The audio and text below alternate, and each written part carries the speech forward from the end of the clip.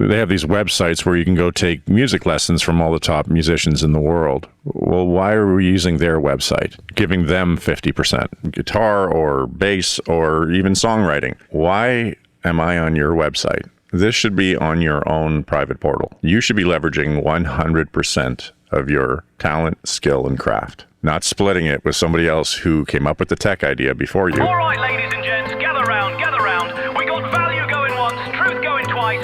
Sold for a song. That's right, folks. Rights signed away, data given away, pennies on the play. Publishing, gone. Credit, missing. Ownership, kiss it goodbye.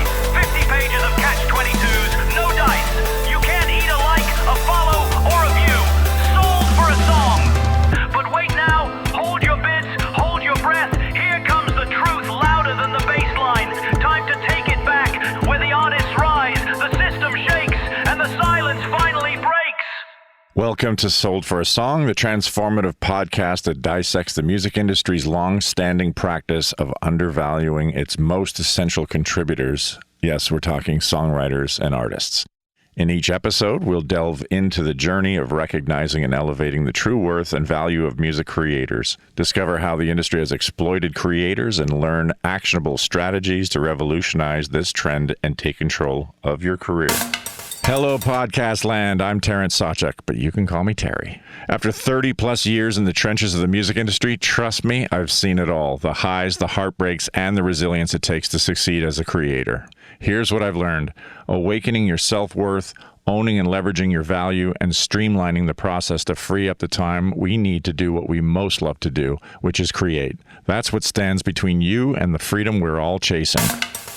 All right, before we dive in, if you believe in empowering artists and redefining what it means to thrive creatively, do me a favor, subscribe, leave a quick review, and share this episode with someone who truly needs it. That one click helps more than you know. And if you want to go deeper, join me at terrencesawchuk.com to be a part of the community and follow all of my endeavors for exclusive content and updates. Welcome back to Sold for a Song, the podcast. Welcome, everyone. Thank you for joining us. Today we are a little under the weather, as I think everybody is here in Nashville, which brings me to the topic of today. I think Music Row's a little under the weather. AI has been going through this town like a tornado.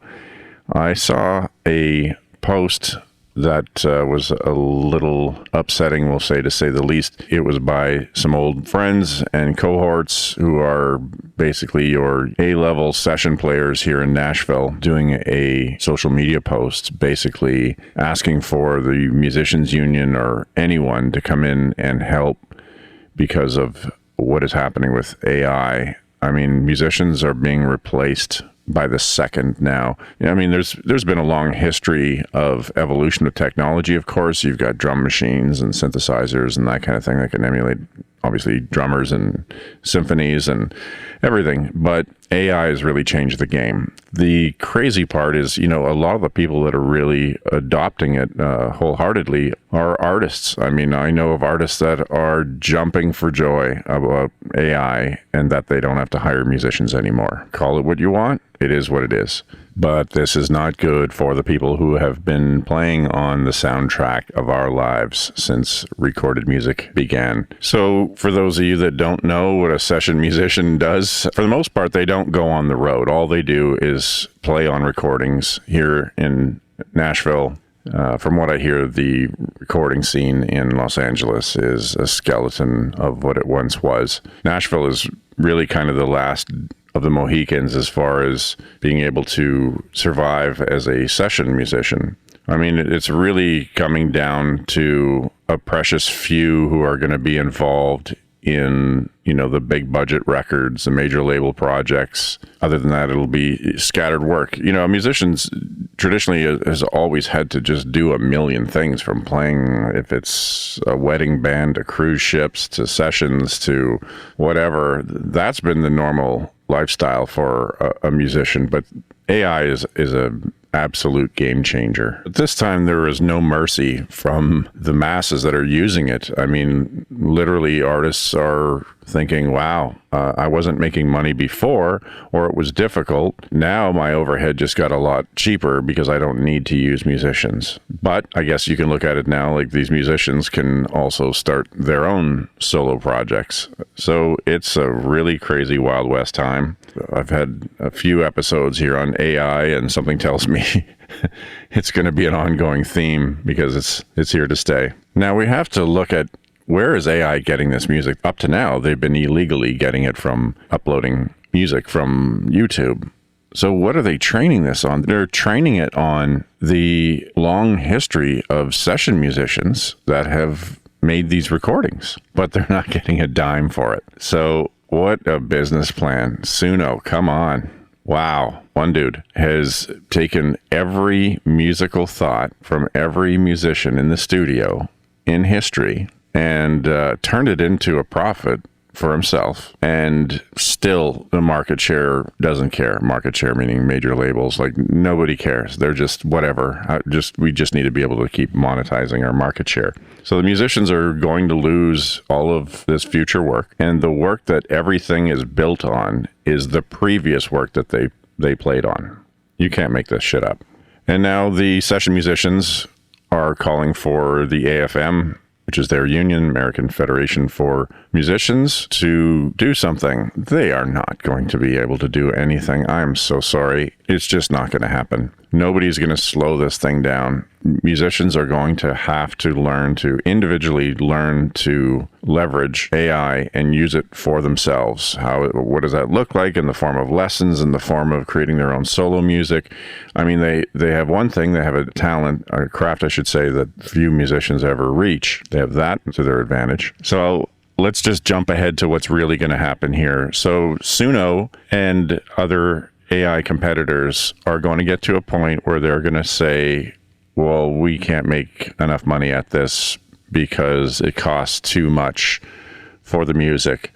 So once the industry starts fighting back, hopefully we get some cooperation from the Copyright Board in Washington, but don't hold your breath there. The last time somebody tried to speak up at the Copyright Board on behalf of songwriters and AI, the Trump administration tried to fire her. I don't think they were successful, but that is the power of big tech right now. And these AI companies will just become like Spotify is now, where they start complaining about how much it costs to use the music.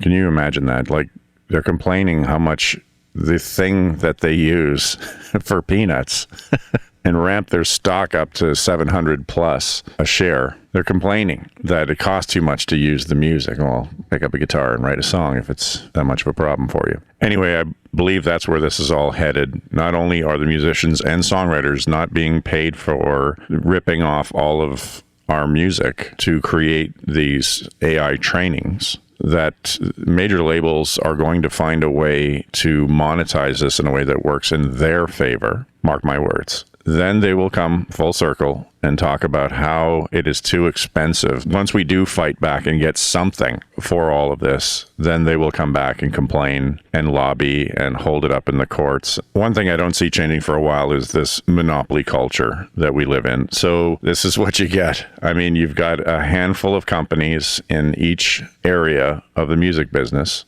that are controlling everything, and you get what you get. Now Netflix is looking to purchase Warner and whoever else. And I know now they're working behind the scenes to create their own music company to compete with Spotify. So again, we're back to square one, where everybody is leveraging the creators, and it should be the other way around. Artists and musicians need to be using AI to leverage everyone else. Every single solution that is created by a tech company for creators should be reverse engineered and used to the creator's advantage. And they should be leveraging their music more than anyone else. That literally is the only pathway to sustainability. What is the old homeopathic philosophy? Like equals like, I think. So the technology that's being created, in this case we're talking AI, the script needs to be flipped. It needs to be used in our favor, in the same way everyone else is using tech to over leverage the creators.